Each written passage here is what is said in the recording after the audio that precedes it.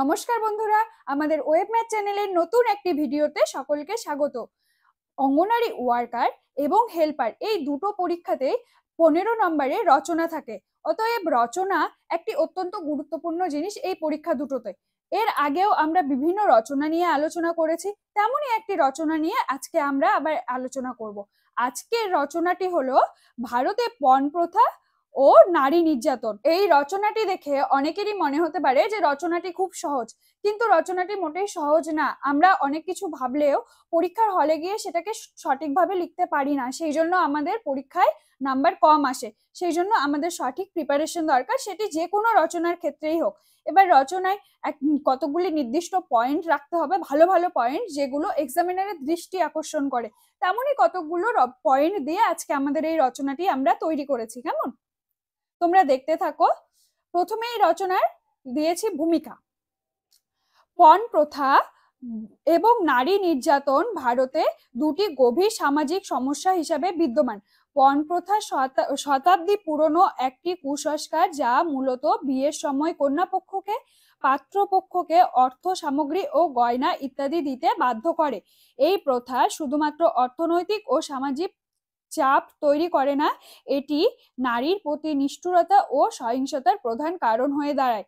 পণ নিয়ে বিবাদ বা পণের দাবিতে নারীদের উপর মানসিক, শারীরিক এবং যৌন নির্যাতন নিত্য নৈমিত্তিক ঘটনা হয়ে উঠেছে, যা নারীর অধিকার ও স্বাধীনতাকে বিপন্ন করে তুলেছে।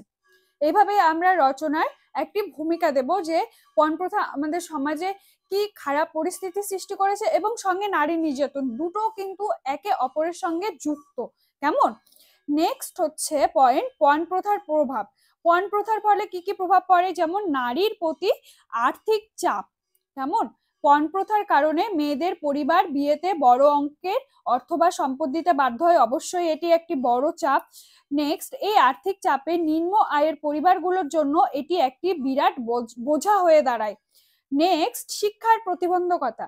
মেয়েদের শিক্ষার পরিবর্তে পণ দেওয়ার জন্য সঞ্চয় করা হয়, ফলে কি হয় যে মেয়েদের শিক্ষার জন্য মা বাবারা ব্যয় করতে চায় না, ফলে অনেক মেয়ে পড়াশোনার সুযোগ পায় না এবং আর্থিকভাবে স্বাবলম্বী হতে ব্যর্থ হয়। নেক্সট পয়েন্ট, পণ প্রথার প্রভাব শারীরিক ও মানসিক নির্যাতন। নেক্সট পয়েন্ট হলো শারীরিক ও মানসিক নির্যাতন। পণ যথেষ্ট না হলে মেয়েদের শ্বশুর বাড়িতে শারীরিক ও মানসিক নির্যাতনের শিকার হতে হয়। কিছু ক্ষেত্রে পণের জন্য স্ত্রী হত্যার মতো চরম ঘটনাও ঘটে। ঠিক আছে, এটা আমরা অনেকে দেখেছি আমাদের সমাজের চারপাশে অনেক, যে পণের জন্য নারী হত্যাও হয়। কেমন, লিঙ্গ বৈষম্য। পণ প্রথা পুত্র সন্তানকে বেশি মূল্যবান করে তোলে, যা নারীদের প্রতি অবজ্ঞা সৃষ্টি করে এবং লিঙ্গ অনুপাতে ভারসাম্যহীনতা ঘটায়। কেমন, নেক্সট, নারী নির্যাতনের প্রভাব। এবার পণ প্রথার ফলে নারীদের উপর নির্যাতন হয়, এবার নারী নির্যাতনের কি কি প্রভাব পড়ে। মানসিক ও শারীরিক স্বাস্থ্যের ক্ষতি।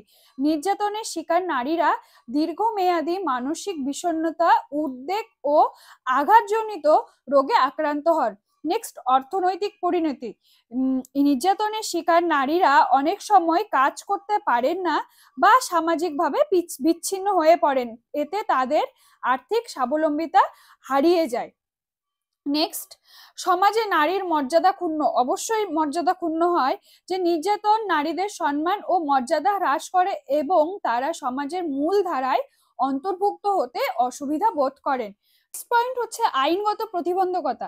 নারী নির্যাতনের অনেক ঘটনা যথাযথভাবে প্রতিবেদন হয় না ও আদালতের দীর্ঘসূত্রিতা এবং সামাজিক অপবাদ নারীদের ন্যায় বিচার পাওয়ার পথে বাধা সৃষ্টি করে। এবার পণ প্রথা বা নারী নির্যাতন দুটোই সমাজের একটি অন্যতম একটি সমস্যা। এবার এই সমস্যার অবশ্যই কিছু সমাধান আছে, এই সমস্যার সমাধানের উপায়গুলো আমরা এবার দেখি।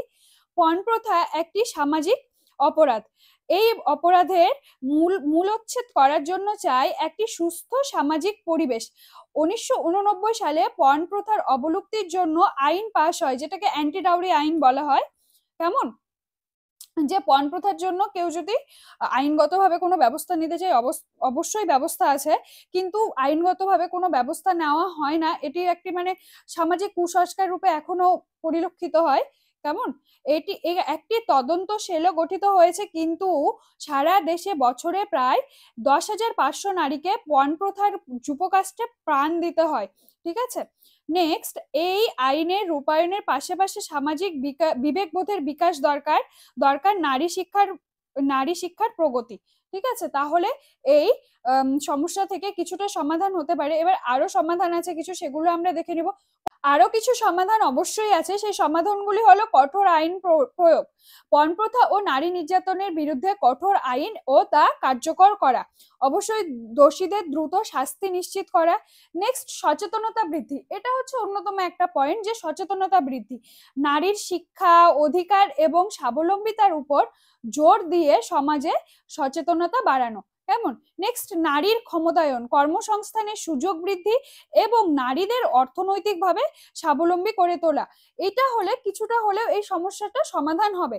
নেক্সট, এটা হচ্ছে এই রচনার সব থেকে ইম্পর্টেন্ট একটা পয়েন্ট, সেটি হলো অঙ্গনারী কেন্দ্রের ভূমিকা কি এক্ষেত্রে। হ্যাঁ, আমরা তো অঙ্গনারী কেন্দ্রের বিভিন্ন পরীক্ষাগুলোর জন্যই তো এই রচনাটার পড়ছি, তাই এরকম একটা পয়েন্ট অবশ্যই রচনার মধ্যে রাখতে হবে, তাহলে রচনাটি আরো ভালো হবে। তাহলে পয়েন্টগুলো দেখে নেওয়া যায়। সচেতনতা বৃদ্ধি, অঙ্গনওয়াড়ি কেন্দ্রগুলোতে নারীদের সামাজিক অধিকার নিয়ে প্রশিক্ষণ দেওয়া হয়। নেক্সট, যৌতুক প্রথার ক্ষতিকর প্রভাব এবং নারী নির্যাতনের বিষয়ে সচেতনতা বৃদ্ধির জন্য আলোচনা সভা ও কর্মশালা আয়োজন করা হয় এই অঙ্গনওয়াড়ি কেন্দ্রগুলোতে। নেক্সট, শিক্ষা ও ক্ষমতায়ন, নারীদের অর্থনৈতিক স্বাবলম্বী করতে বিভিন্ন স্কিল ডেভেলপমেন্ট প্রোগ্রাম পরিচালনা করা হয়।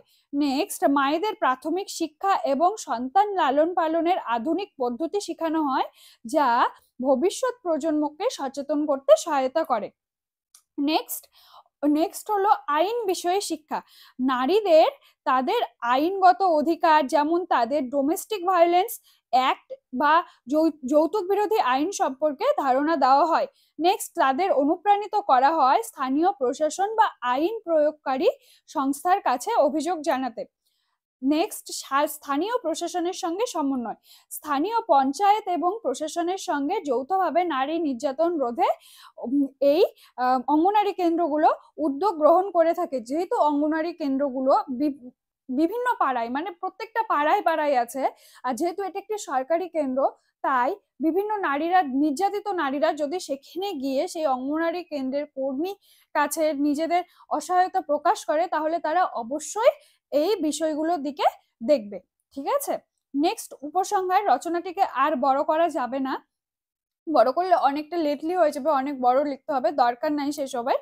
ঠিক আছে, নেক্সট, উপসংহারের মাধ্যমে রচনাটি শেষ করছি। হ্যাঁ, ভারতে পণ প্রথা ও নারী নির্যাতনের সমস্যা সমাধানে সরকার, সমাজ এবং ব্যক্তিগত উদ্যোগ একত্রে কাজ করতে হবে। পরিবর্তনের জন্য সচেতনতা এবং সক্রিয় উদ্যোগও প্রয়োজন।